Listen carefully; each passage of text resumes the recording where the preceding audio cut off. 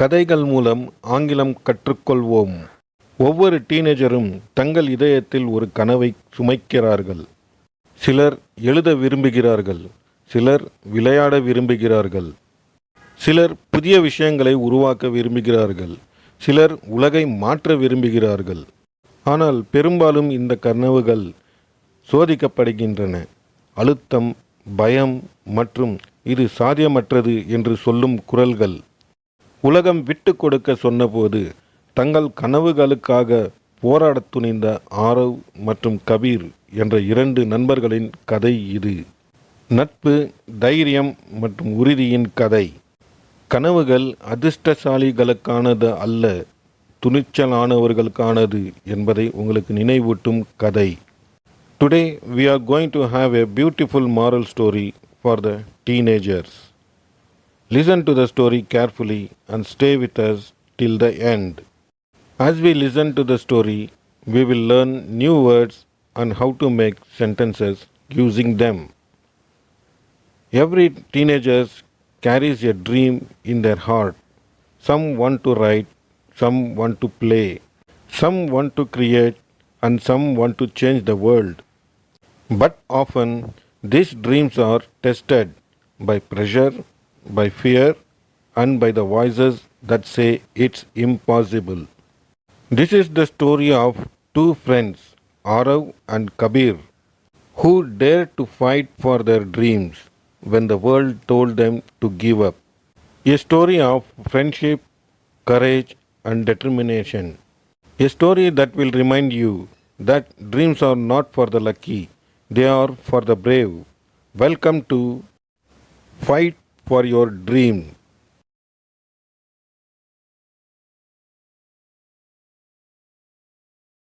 மலைகளாலும் ஆறுகளாலும் சூழப்பட்ட ஒரு சிறிய நகரத்தில் ஆரவ் மற்றும் கபீர் என்ற இரண்டு சிறந்த நண்பர்கள் வாழ்ந்து வந்தனர்.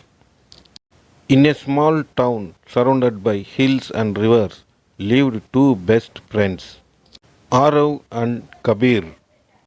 அவர்கள் ஒன்றாக வாழ்ந்தார்கள். தூசி நிறைந்த மைதானத்தில் கிரிக்கெட் விளையாடி, பள்ளி மொட்டை மாடியில் ரகசியங்களை பகிர்ந்து கொண்டு, நட்சத்திரங்களின் கீழ் வாக்குறுதிகளை அளித்தார்கள். இருவருக்கும் பெரிய கனவுகள் இருந்தன. ஆரவ் ஒரு எழுத்தாளராக வேண்டும், கபீர் ஒரு சிறந்த கால்பந்து வீரராக வேண்டும் என்று விரும்பினர். They had grown up together, playing cricket in the dusty fields, sharing secrets on that school terrace, and making promises under the stars. Both of them had big dreams. Arav wanted to become a writer, and Kabir wanted to become a professional footballer. ஆனால் வாழ்க்கை எப்போதும் போல அதன் திருப்பங்களை கொண்டிருந்தது.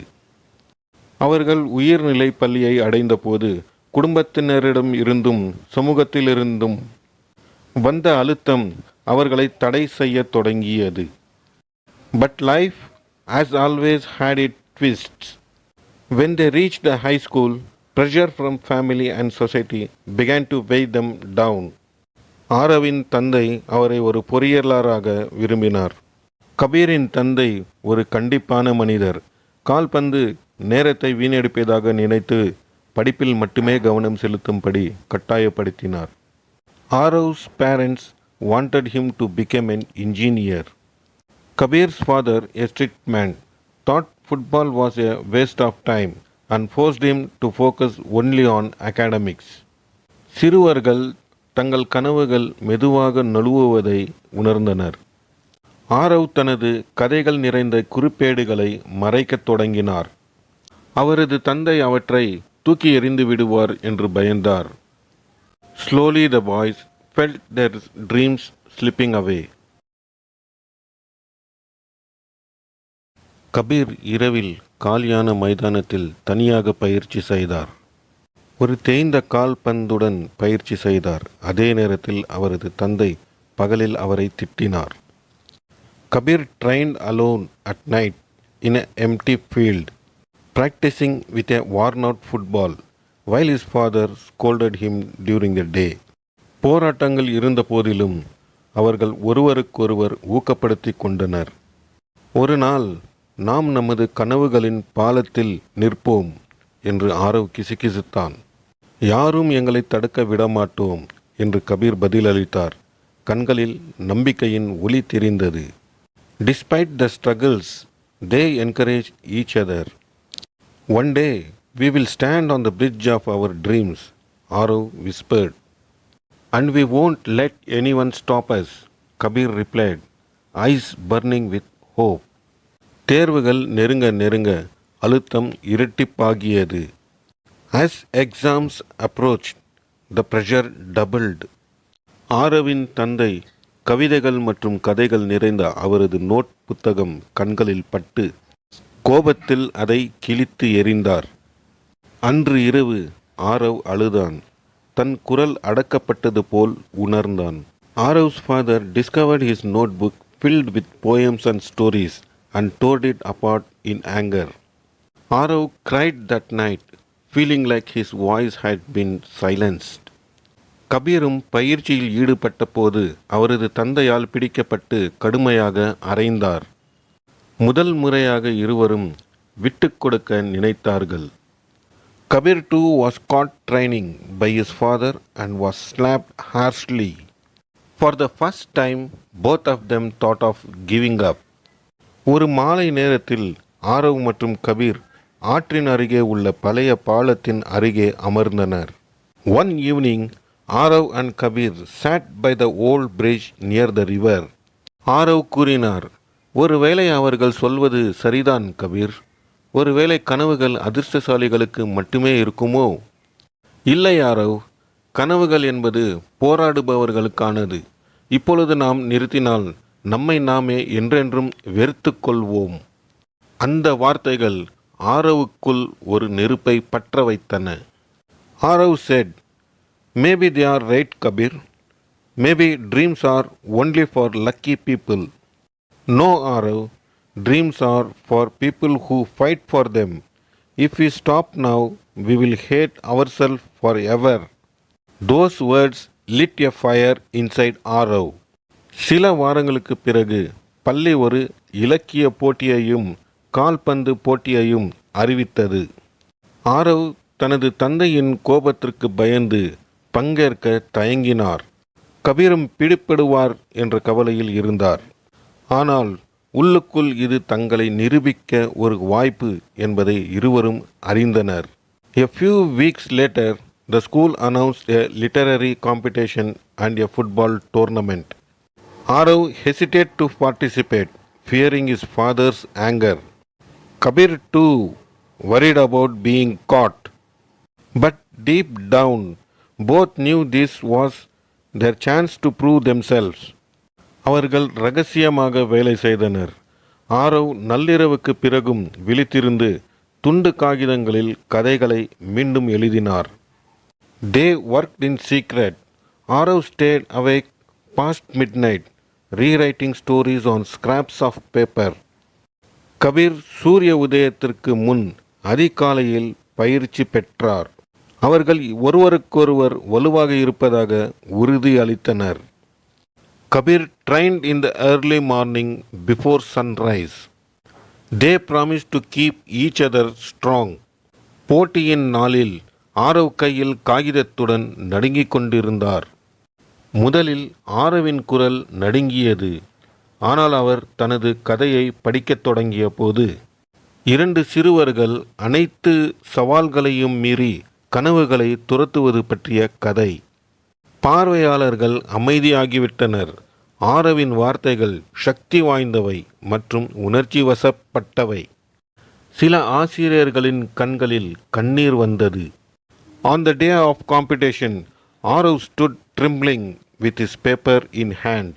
Arav's voice shook at first, but when he began reading his story, a tale of two boys chasing dreams against all odds, the audience fell silent. His words were powerful and emotional. Some teachers even had tears in their eyes. அதே நேரத்தில் கபீர் கால்பந்து மைதானத்தில் தனது சிறந்த ஆட்டத்தை வெளிப்படுத்தினார். வியர்வை சொட்ட சொட்ட, கால்கள் வலிக்க, இதயம் படபடக்க, விசில் அடிப்பதற்கு சில வினாடிகளுக்கு முன்பு அவர் வெற்றி கோலை அடித்தார். கூட்டம் அவரது பெயரை கூச்சலிட்டது. At the same time, Kabir gave his best on the football ground, with sweat dripping, legs paining, and heart pounding. He scored the winning goal just seconds before the whistle. The crowd roared his name. அன்று ஆரவ் மற்றும் கபீர் இருவரும் முதல் முறையாக வெற்றியை சுவைத்தனர். அவர்களின் பெற்றோர் அதிர்ச்சி அடைந்தனர். ஆசிரியர்களிடம் தனது மகன் பெற்ற மரியாதையை பார்த்து ஆரவின் தந்தை தனது தவறை உணர்ந்தார். கபீரின் தந்தை பிடிவாதமாக இருந்தாலும் முழு நகரமும் தனது மகனை புகழ்வதை புறக்கணிக்க முடியவில்லை. மெதுவாக அவர்கள் மென்மையாகிவிட்டனர். That day, both Arav and Kabir tasted victory for the first time. Their parents were shocked. Arav's father, seeing the respect his son earned from the teachers, realized his mistake. Kabir's father, thought stubborn, could not ignore the entire town praising his son. Slowly they softened. பல மாதங்களுக்கு பிறகு ஆரவின் கதை ஒரு பத்திரிகையில் வெளியிடப்பட்டது. கபீர் ஒரு இளைஞர் கால்பந்து அகாடமிக்கு தேர்ந்தெடுக்கப்பட்டார். ஆற்றங்கரையில் அதே பழைய பாலத்தில் மீண்டும் அமர்ந்து ஆரவ் கிசுகிசுத்தார். நாங்கள் சாதித்து விட்டோம் கபீர், இது எங்கள் கனவுகளின் பாலம். கபீர் சிரித்தார். கண்களில் கண்ணீர் பிரகாசித்தது. நாங்கள் இப்போதுதான் தொடங்கியிருக்கிறோம். Months later, Arav's story was published in a magazine. Kabir was selected for a youth football academy. Standing again on the same old bridge by the river, Arav whispered, "We did it, Kabir. This is the bridge of our dreams." Kabir smiled, tears shining in his eyes. And we are just getting started. Moral of the story: ஒவ்வொரு டீனேஜரும் அழுத்தம், சந்தேகங்கள் மற்றும் அவற்றை நம்பாத மக்களை எதிர்கொள்வார்கள். ஆனால் உலகம் உங்களை நிறுத்த சொன்னாலும் கூட உண்மையான தைரியம் உங்கள் கனவுகளுக்காக போராடுவதாகும். கனவுகள் அதிர்ஷ்டசாலிகளுக்கானவை அல்ல, கனவுகள் உறுதியானவர்களுக்கானவை. Every teenager will face pressure, doubts, and people who won't believe in them. But true courage is fighting for your dream even when the world tells you to stop. Dreams are not for the lucky. Dreams are for the determined. எந்த கனவும் மிக சிறியதல்ல, எந்த தடையும் மிக பெரியதல்ல. அவர்கள் தங்கள் கனவுகளின் பாலத்தில் நின்றது அவர்கள் அதிர்ஷ்டசாலிகள் என்பதற்காக அல்ல, மாறாக அவர்கள் உறுதியுடன் இருந்ததால். Arav and Kabir proved that no dream is too small and no obstacle is too big. They stood on the bridge of their dreams, not because they were lucky, but because they were determined. அவர்களைப் போலவே நீங்களும் சந்தேகங்களையும் தோல்விகளையும் உங்களை நம்பாத மக்களையும் சந்திப்பீர்கள். ஆனால் உங்கள் கனவு உங்களுடையது, வேற யாருக்கும் அல்ல என்பதை நினைவு கொள்ளுங்கள். And just like them, you too will face doubts, failures, and people who won't believe in you. But remember this, your dream belongs to you, not to anyone else. Fight for it, leave it. அதற்காக போராடுங்கள், அதை பாதுகாக்கவும். ஏனென்றால் ஒரு நாள் நீங்கள் உங்கள் சொந்த கனவுகளின் பாலத்தில் நிற்கும் பொழுது ஒவ்வொரு போராட்டமும், ஒவ்வொரு கண்ணீரும், ஒவ்வொரு தூக்கமில்லாத இரவும் மதிப்புக்குரியது என்பதை நீங்கள் அறிவீர்கள். Because one day when you stand on the bridge of your own dreams, you will know that every struggle, every tear and every sleepless night was worth it. கனவுகள் அதிர்ஷ்டசாலிகளுக்கு இல்லை, கனவுகள் தீர்மானிக்கப்பட்டவர்களுக்கு. Dreams are not for the lucky, dreams are for the determined.